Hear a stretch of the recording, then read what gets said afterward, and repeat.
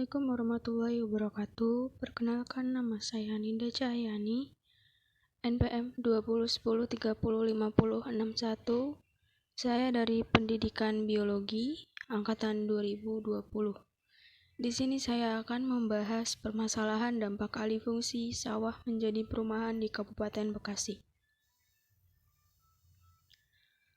Adapun beberapa yang saya akan bahas, yaitu yang pertama abstrak, yang kedua pendahuluan, yang ketiga metode, yang keempat pembahasan, yang kelima kesimpulan, dan yang terakhir daftar pustaka. Untuk yang pertama yaitu abstrak.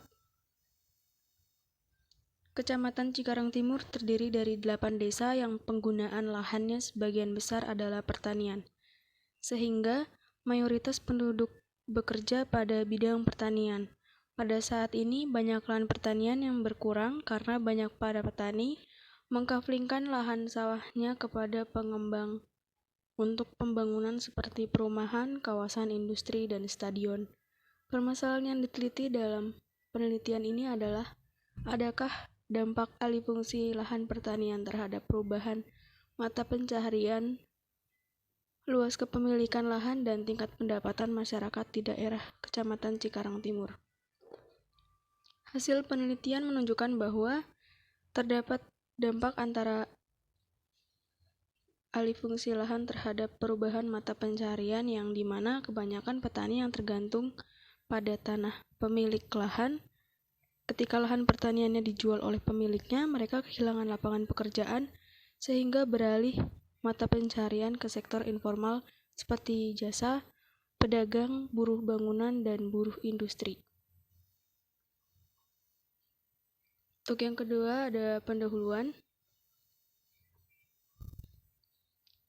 Menurut Irawan dan Priyatno, pada tahun 2005, proses alih fungsi lahan pertanian pada tingkat mikro dapat dilakukan oleh petani sendiri atau dilakukan pihak lain.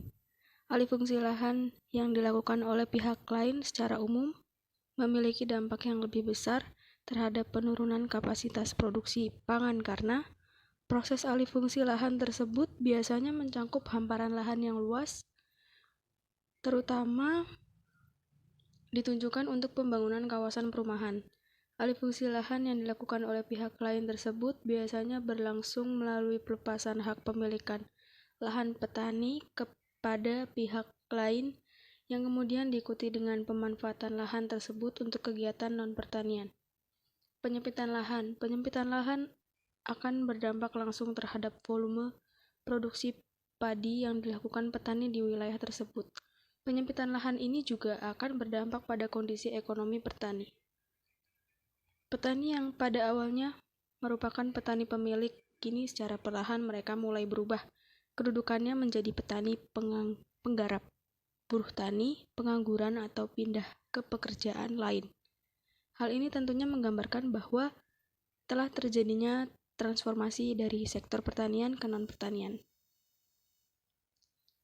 Dampak alih fungsi lahan menurut penelitian yang dilakukan oleh Wijanarko dan kawan-kawan pada tahun 2006, terkonsentrasinya pembangunan perumahan dan industri di Pulau Jawa. Di satu sisi, menambah terbukanya lapangan kerja di sektor non-pertanian seperti jasa konstruksi dan industri, akan tetapi juga menimbulkan dampak negatif yang kurang menguntungkan.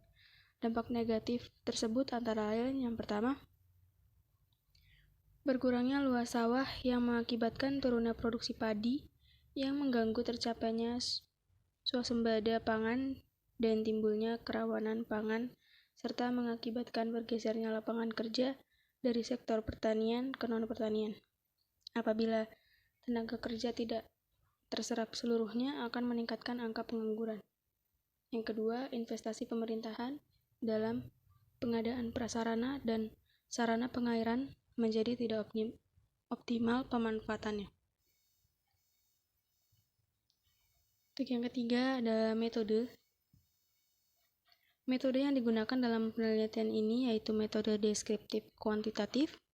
Sampel yang dipilih yaitu daerah yang memiliki kriteria luas lahan yang luas, sedang, dan Sampel dari 3 wilayah tersebut ditentukan jumlah sampel dengan rumus Taro-Yamane dari jumlah keluarga petani sebanyak 3.726 di Kecamatan Cikarang Timur sehingga menghasilkan jumlah sampel adalah 44. Berikut adalah pembahasannya.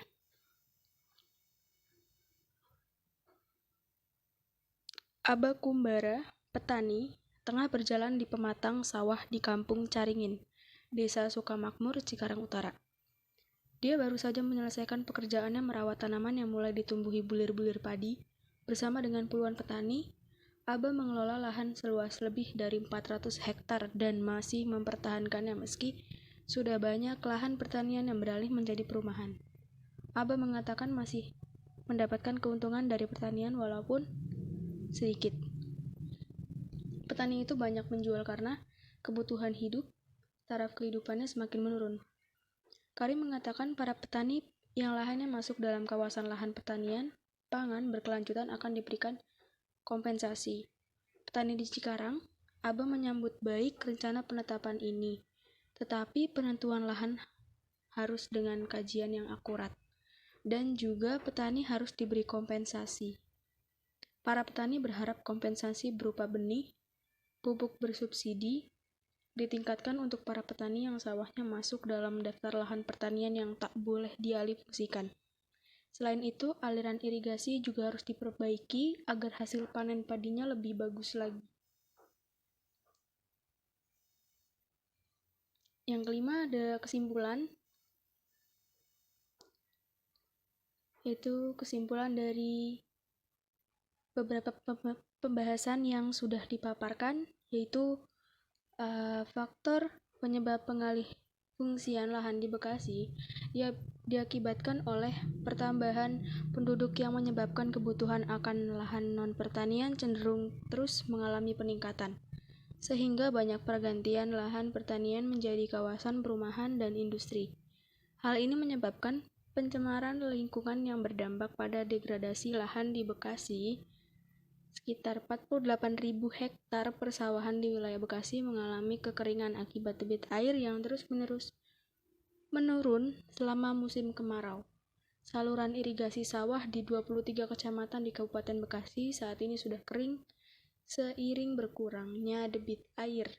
Wilayah yang paling parah di bagian selatan seperti Kecamatan Cibarusah, Cikarang Selatan, Serang Baru, dan Kecamatan Setu. Berikut adalah referensi dari artikel yang saya gunakan. Sekian, terima kasih. Wassalamualaikum warahmatullahi wabarakatuh.